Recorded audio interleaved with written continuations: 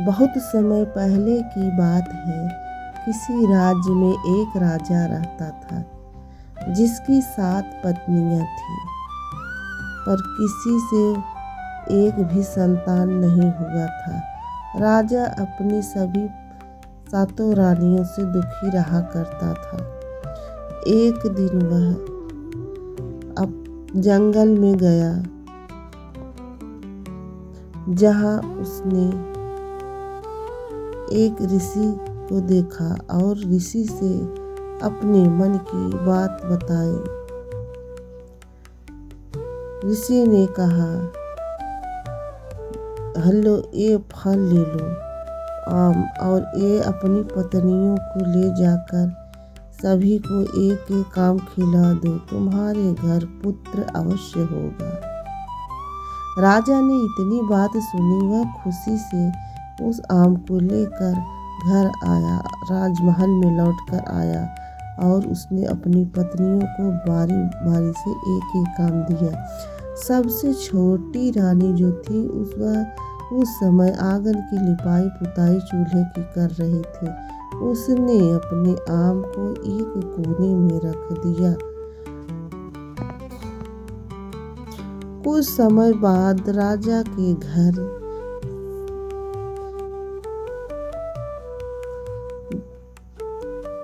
संतान हो।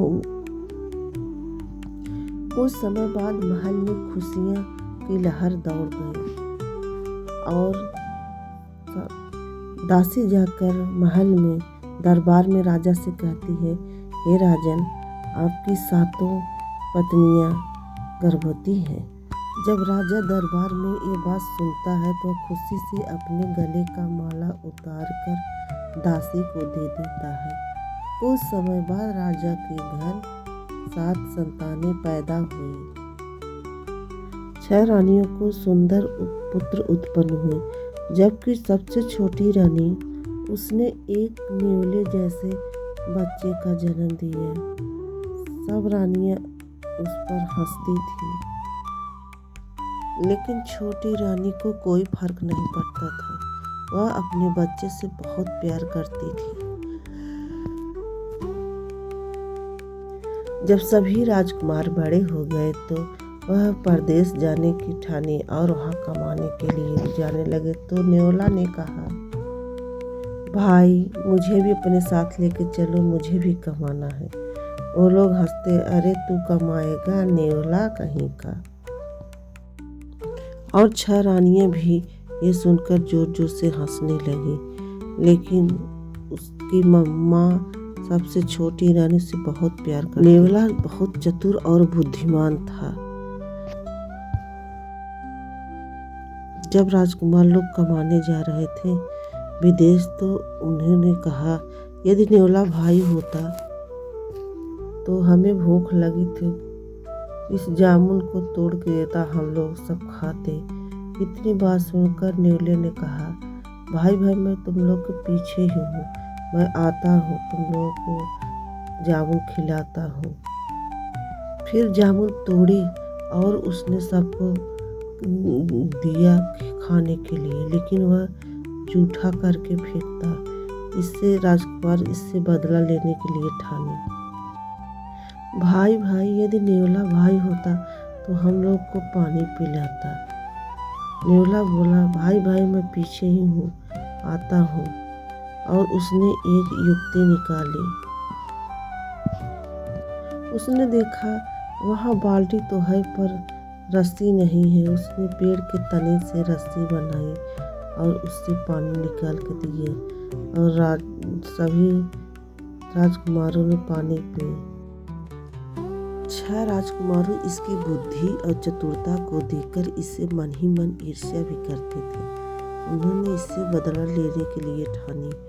इसने जो ही पानी पिया और कुएं में बोले, देखो न्योला भाई, इसमें क्या गिरा है। न्योले जो ही झांकने लगा, ये लोग ढकेल दिए और वह कुएं में गिर पड़ा।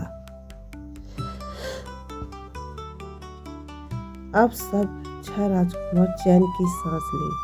उन्होंने कहा, चलो न्योला से तो पीछा छूटा। उधर न्योला उस समय से पानी में रहते एक दिन एक धोबन पानी लेने के लिए आई। नेवला बोला, हे माँ, आप हमें निकाल लो, हम आपके घर का सारा काम करेंगे। आप जो कहेंगी मैं करूँगा, पर मुझे निकाल लो। धोबन को उस पर दया आ गई और उन्होंने रस्सी के सहारे निकाल। वह धोबन के यहाँ गधे से कपड़ा घाट तक पहुँचाता और धोबन कपड़ा धोती, फिर उसे लेके आता और उसके घर के सारे काम काज में हाथ बटाने लगा।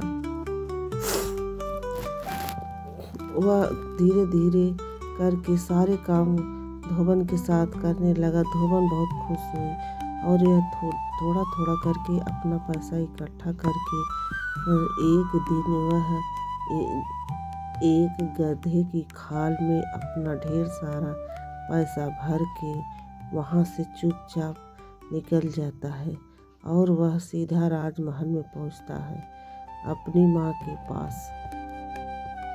जब वह देखता है कि इतना मेहनत मैं करता हूँ और धोबन बहुत सारा पैसा कमा रहे हैं, तो उसने चुपके से थोड़ा थोड़ा पैसा उसी में से निकाल कर एक गधे की खाल में भरता और फिर उसी को एक दिन बाहर के अपने महल में आ गया, जिससे उसकी माँ ने देखा इतना सारा धन और वह बहुत खुश हुई। उधर सभी 6 राजकुमार जब कमा के लौट रहे थे तो रास्ते में ठग ने उनके सारे पैसे ठग लिए और वह खाली हाथ लौटे। उनकी माँ ने इनको देखा तो गुस्से से आग बबूला हो गई। बोले, नेवला इतना कमा के आया, तुम लोग खाली हाथ आए हो। ये 6 राजकुमार अपने छोटे भाई नेवले से जलते थे। नेवला बुद्धि और चतुराई से इतना पैसा कमाया और वो लोग खाली हाथ आए। ईर्ष्या करने वाले कभी आगे नहीं बढ़ते हैं, वो उतने तक ही सीमित रह जाते हैं। ये देखो ये कहानी कैसी लगी। अगर पसंद आई हो तो लाइक सब्सक्राइब जरूर करें और कमेंट में हमें बताएं कि हमें कैसी लगी ये कहानी।